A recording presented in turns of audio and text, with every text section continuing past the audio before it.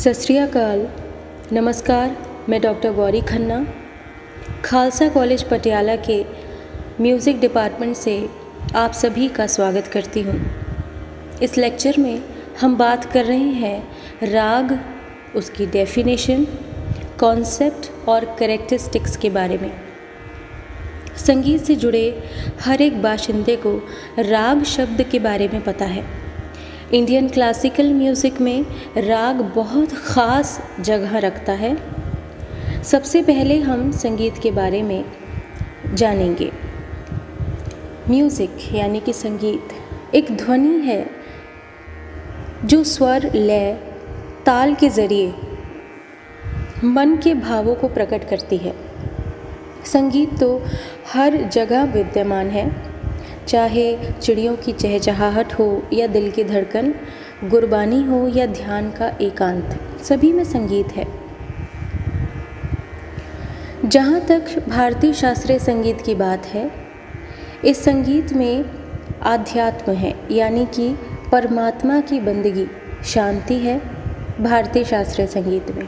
और इस संगीत को रागों और तालों के ज़रिए पेश किया जाता है। भारतीय शास्त्रीय संगीत में गायन, वादन और नृत्य, इन तीनों का समावेश है। गायन यानी कि वोकल में गले से निकली हुई ध्वनि जब स्वरों का रूप लेती है तो वो और ज़्यादा इफ़ेक्टिव हो जाती है। अब हम बात करेंगे राग के बारे में। हिंदुस्तानी संगीत में राग बहुत इम्पॉर्टेंट यानी कि ख़ास जगह रखता है। राग के आधार पर ही भारतीय संगीत को एक स्थिर रूप मिला है। और आज हम राग के बारे में स्टेप बाय स्टेप जानेंगे। सबसे पहले राग का अर्थ जानेंगे। राग के कई अर्थ हैं। बेसिकली राग शब्द रंजकता से जुड़ा हुआ है। राग शब्द की परिभाषिक रूप में सबसे पहले मतंग ने अपने ग्रंथ बृहद्देशी में वर्णन किया था। योयम ध्वनि विशेषस्तु स्वर्ण वर्ण विभूषिता रंजको जनचित्तनाम स रागः कथितो बुद्धे, यानी कि स्वरों और वर्णों से विभूषित ऐसी ध्वनि की रचना जिससे मनुष्य के मन का रंजन होता है, उसे मतंग राग कहते हैं। मतंग के अलावा भरत मुनि और बाकी जो ग्रंथकार हैं, शास्त्रकार हैं, उन्होंने भी यही कहा है कि जिनके द्वारा तीनों लोकों में विद्यमान प्राणियों के हृदय का रंजन होता है, उसे राग कहते हैं। इसी तरह राणा कुंभा ने राग के बारे में कहा है कि जिस ध्वनि की रचना में विचित्र अलंकार वर्ण हो, जिससे ग्रह आदि स्वरों का संदर्भ हो और जो रंजक हो, वह राग है। तो इस तरह राग की परिभाषा से हमें ये मालूम पड़ता है कि राग में रंजकता होती है, राग में स्वर होते हैं, राग में वर्ण होते हैं। भारतीय शास्त्रीय संगीत में राग बहुत सारे हैं, जैसा कि आप इस स्लाइड में देख सकते हैं कि इसमें बहुत सारे राग आपको देखने को मिलेंगे। राग भूपाली, राग बिहाग, भीमपलासी, देश, भैरवी, पीलू, आसावरी, काफ़ी, तिलक, कामोद, हमीर।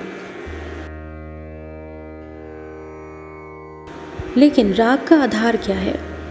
इसकी उत्पत्ति कब हुई, किस तरह हुई, ये जानना भी बहुत ज़रूरी है। संगीत हमेशा से परिवर्तनशील रहा है। कभी कोई शैली प्रचलित होती है, कभी कोई। रागों का प्रचार भी, उनका विकास भी हर युग में अलग अलग होता है। राग तो हिंदुस्तानी संगीत का आधार है। रागों का इतिहास जानने के लिए जब हम इतिहास के पन्ने उलटते हैं तो हम पाते हैं कि बहुत से ऐसे राग हैं जिनकी उत्पत्ति लोक धुनों से हुई है, लोक संगीत से।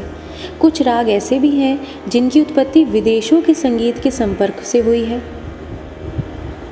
जैसा कि मैंने पहले कहा है कि कुछ राग लोक धुनों से बने हैं। वो राग हैं जैसे मालव, गुजरी, सावेरी, काम्बोजी।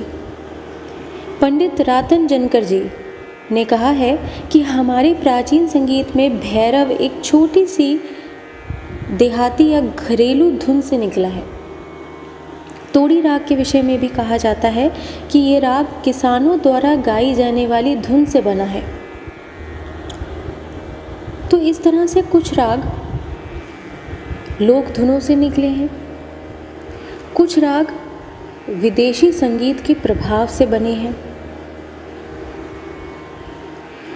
बेसिकली राग के इतिहास को जाति गायन से जोड़ा जाता है। कहा जाता है कि जाति गायन ही राग गायन में तब्दील हो गया।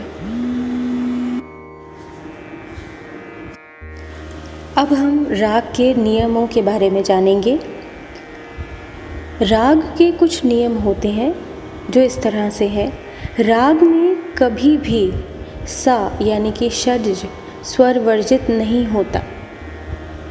इसी तरह राग में कभी भी एक साथ मध्यम और पंचम स्वर वर्जित नहीं होते।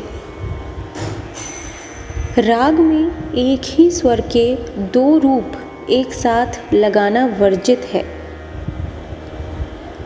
इस नियम के विरोध में कुछ राग ऐसे भी हैं जिनमें एक ही स्वर के दोनों रूपों का प्रयोग किया जाता है, जिसमें राग ललित है, राग जोग है।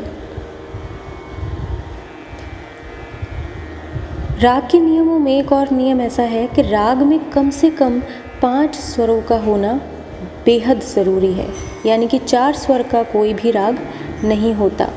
राग में थाट होना ज़रूरी है। राग में वादी संवादी न्यास के स्वरों का होना ज़रूरी है। राग में आरोह अवरोह का होना ज़रूरी है। और राग में राग विस्तार के सारे तत्वों का होना ज़रूरी है, यानी कि राग में आलाप, तान, बंदिश, इन सभी चीज़ों का होना बहुत ज़रूरी है जिनसे राग का विस्तार किया जाता है। तो इस तरह से हमने जाना राग के अर्थ, परिभाषा, इतिहास और नियमों के बारे में। बहुत बहुत धन्यवाद।